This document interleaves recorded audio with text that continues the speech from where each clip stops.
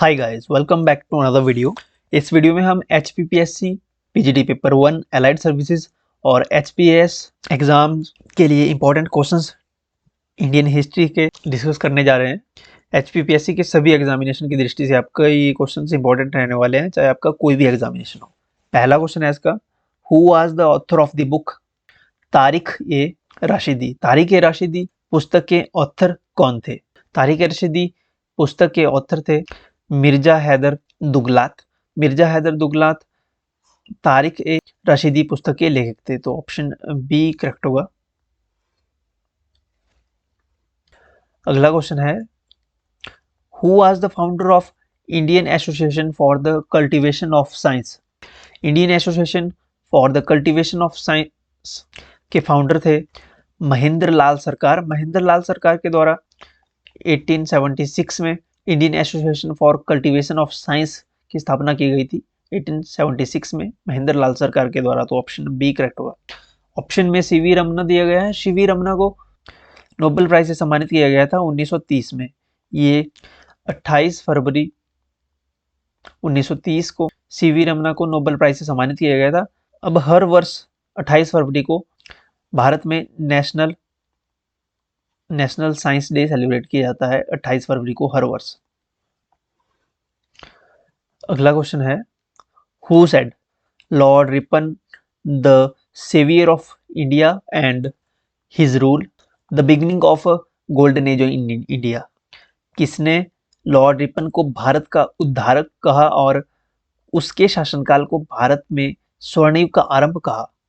तो ये वर्ड्स हैं फ्लोरेंस नाइटिंगेल के। फ्लोरेंस नाइटिंगेल ने कहा था लॉर्ड रिपन को भारत का उद्धारक, saviour of India and his rule the beginning of golden age of India. अगर लॉर्ड रिपन की बात करें तो लॉर्ड रिपन का कार्यकाल जो था as a viceroy of India वो था 1880 से 1884 तक, 1884 तक। लॉर्ड रिपन के कार्यकाल में जो इंपॉर्टेंट डेवलपमेंट्स हुई उनके ऊपर हम एक नज़र मार लेते हैं। देखिए, सबसे पहले तो लॉर्ड रिपन ने वर्नाकुलर प्रेस एक्ट जो था, वर्नाकुलर प्रेस एक्ट, उसको समाप्त किया 1882 में। वर्नाकुलर प्रेस एक्ट शुरू किया गया था लॉर्ड लिटन के द्वारा। लॉर्ड लिटन के द्वारा वर्नाकुलर प्रेस एक्ट 1878 में शुरू किया गया था, जिसको समाप्त किया लॉर्ड रिपन ने 1800। अगला क्वेश्चन है, who said Raja Ram Mohan was the only person in his time to realize completely the significance of the modern age। किसके शब्द हैं ये? किसने कहा कि अपने समय में राजा राम मोहन रॉय जो थे ही एक ऐसे व्यक्ति थे जिन्होंने आधुनिक युग के महत्व को समझा? तो ये वर्ड्स हैं रविंद्रनाथ टैगोर के। ऑप्शन बी करेक्ट होगा। रविंद्रनाथ टैगोर ने कहा था कि जो राजा राम मोहन रॉय हैं यही अपने समय के एक ऐसे व्यक्ति थे जिन्होंने आधुनिक युग के महत्व को समझा था। अगर राजा राम मोहन रॉय के जीवन पर एक नज़र मारें तो इन्हें भारतीय पुनर्जागरण के पिता के रूप में जाना जाता है। इन्होंने 1814 में आत्मीय सभा की स्थापना की। आत्मीय सभा की स्थापना की 1814 ईस्वी में राजा राम मोहन रॉय ने। इसके बाद 1820 में इन्होंने एक पुस्तक लिखी थी जिसका नाम था प्रीसेस ऑफ जीसस।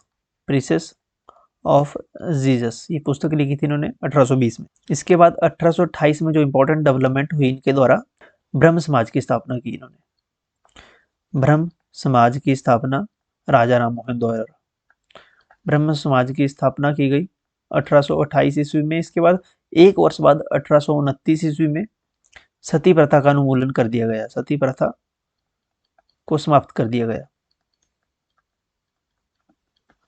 और जब सती प्रथा को समाप्त कर दिया गया था 1829 ईस्वी में, उस समय भारत के जो गवर्नर जनरल थे उनका नाम था विलियम बेंटिक। ब्रह्म समाज की स्थापना की राजा राम मोहन रॉय ने। राजा राम मोहन रॉय की डेथ हो गई। राजा राम मोहन रॉय की डेथ के बाद ब्रह्म समाज की जो बागडोर थी वो संभाली देवेंद्रनाथ टैगोर ने। देवेंद्रनाथ टैगोर ने, और देवेंद्रनाथ टैगोर के द्वारा ही तत्वबोधिनी समाज की स्थापना की गई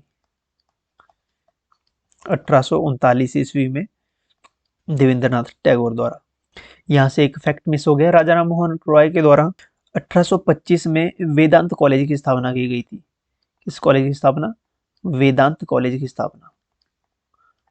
वेदांत कॉलेज की स्थापना की गई थी 1825 ईस्वी में।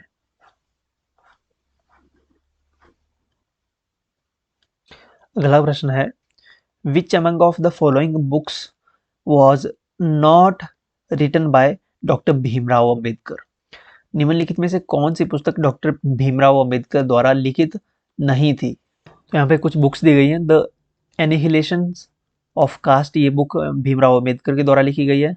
स्टेट एंड माइनॉरिटीज पुस्तक भीमराव अंबेडकर द्वारा लिखी गई है। What Congress and Gandhi have done to the untouchables, ये पुस्तक भी भीमराव अंबेडकर के द्वारा लिखी गई है। India in transition, India in transition, ये पुस्तक भीमराव अंबेडकर के द्वारा नहीं लिखी गई है। ये पुस्तक लिखी गई है इंडियन रिवोल्यूशनरी एम.एन. रॉय के द्वारा। एम.एन. रॉय के द्वारा ये पुस्तक लिखी गई है, इंडिया इन ट्रांजिशन।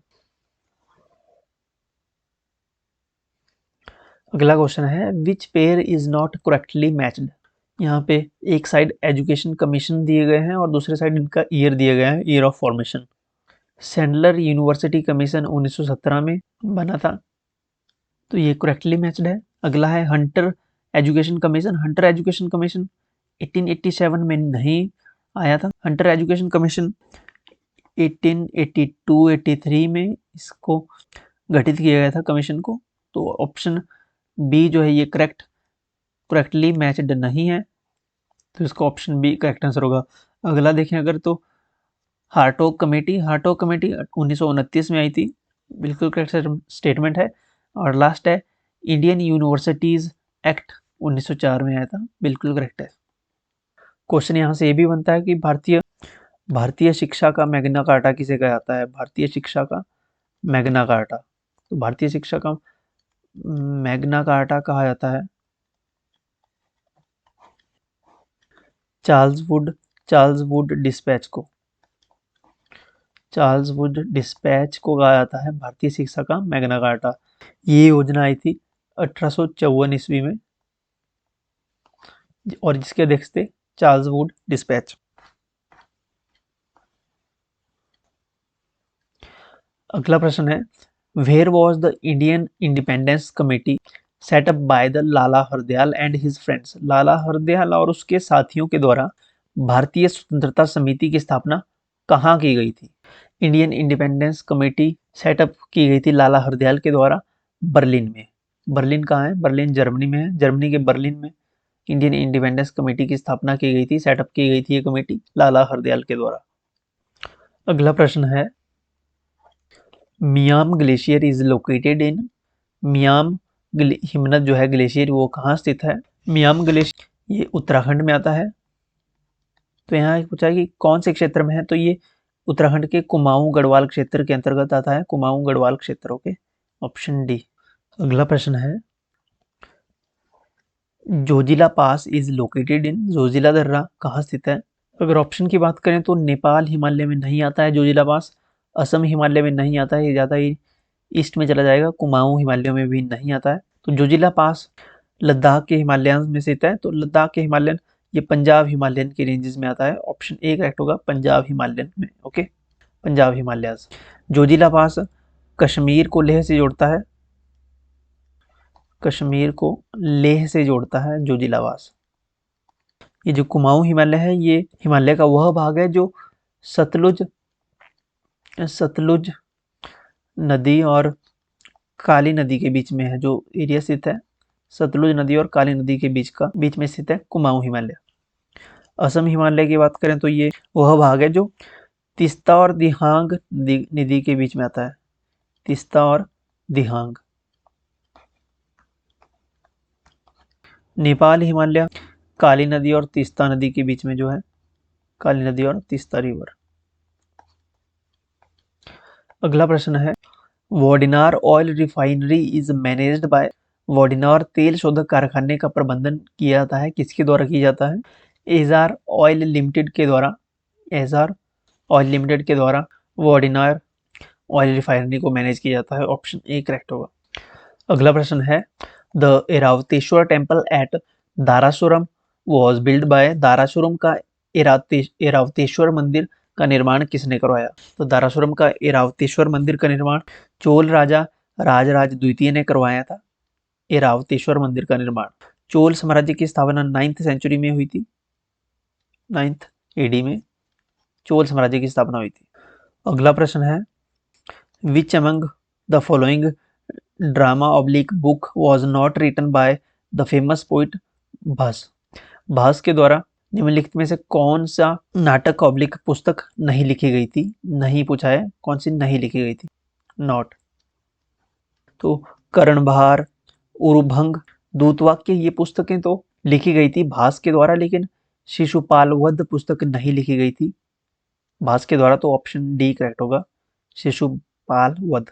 शिशुपाल वध जो संस्कृत काव्य है, इसकी रचना की गई थी महाकवि माघ द्वारा, माघ के द्वारा। अगला प्रश्न है, which pair is not correctly matched. कौन सा पेयर जो है सुमेलित नहीं है? एक साइड विदेशी यात्री दिए हैं और दूसरी साइड संबंधित देश। कौन से देश से थे ये विदेशी यात्री, कहाँ से आए थे? पहला है पिएत्रा देला वेले। पिएत्रो देला वेले ये ट्रैवलर थे, फॉरेनर ट्रैवलर थे, लेकिन ये फ्रेंच के नहीं थे, ये रोम से बिलोंग करते थे, इटालियन थे ये, इटली से।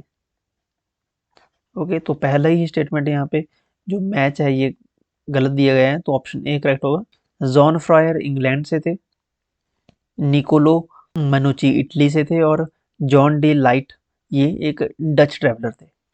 लास्ट क्वेश्चन मैं पूछूंगा आपसे, which of the following leaders was not associated with the Indian national Congress. निम्नलिखित में से कौन से लीडर इंडियन नेशनल कांग्रेस से संबंधित नहीं थे? वी.डी. सावरकर, लाला लाजपत राय, वल्लभ भाई पटेल या सुभाष चंद्र बोस। इनमें से कौन से लीडर थे जो इंडियन नेशनल कांग्रेस जिन्होंने ज्वाइन नहीं की थी या इसके सदस्य नहीं थे? आपको कमेंट सेक्शन में बताना है कि कौन से सदस्य नहीं थे, ABCD कमेंट सेक्शन में जरूर लिखें। और लास्ट में, अगर आपने टेलीग्राम ज्वाइन नहीं किया है तो लिंक आपको डिस्क्रिप्शन में मिल जाएगा, आप अभी ज्वाइन कर लीजिए। आपको इंपॉर्टेंट वीडियोस के लिंक नोटिफिकेशन आपको इसी चैनल पे मिलेगी, और इंपॉर्टेंट नोटिफिकेशंस के PDF लिंक्स वो भी यहाँ पे इन्फॉर्मेशन आपको मिलती रहेगी। इसके साथ व्हाट्सएप चैनल का लिंक भी डिस्क्रिप्शन में है। Thank you so much.